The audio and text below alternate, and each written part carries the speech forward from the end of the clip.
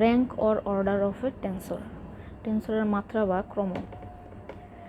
টেন্সরের মোট বাস্তব বা স্বাধীন সূচক সাবস্ক্রিপ্ট বা সুপারস্ক্রিপ্ট সংখ্যাকে ওই টেন্সরের মাত্রা বা ক্রম বলা হয়।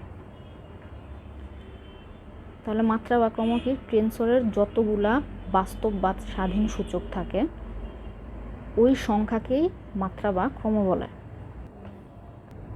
আচ্ছা, কয়েকটা টেন্সর দেওয়া আছে।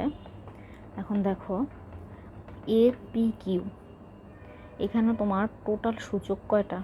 2টা। তাহলে এটা হচ্ছে 2 মাত্রার বা 2 ক্রমের কোভেরিয়েন্ট টেন্সর। 2 মাত্রা বা 2 ক্রমের কোভেরিয়েন্ট টেন্সর। কোভেরিয়েন্ট কেন? কারণ এখানে সূচকগুলো নিচে আছে, এই জন্য এটা হচ্ছে কোভেরিয়েন্ট টেন্সর। আচ্ছা, এখানে মাত্রা কত?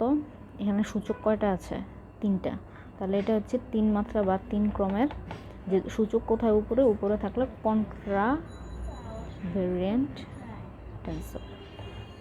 আচ্ছা, এখানে দেখো এটা হচ্ছে একটা মিক্সড টেন্সর, যেহেতু এখানে কন্ট্রাভেরিয়েন্ট কোভেরিয়েন্ট দুইটাই আছে, তাহলে এটা হচ্ছে মিক্সড টেন্সর। এটার মাত্রা কত? দেখো সূচক টোটাল কয়টা আছে? 4টা। তাহলে এটা হচ্ছে 4 মাত্রা বা 4 ক্রমের মিক্সড টেন্সর।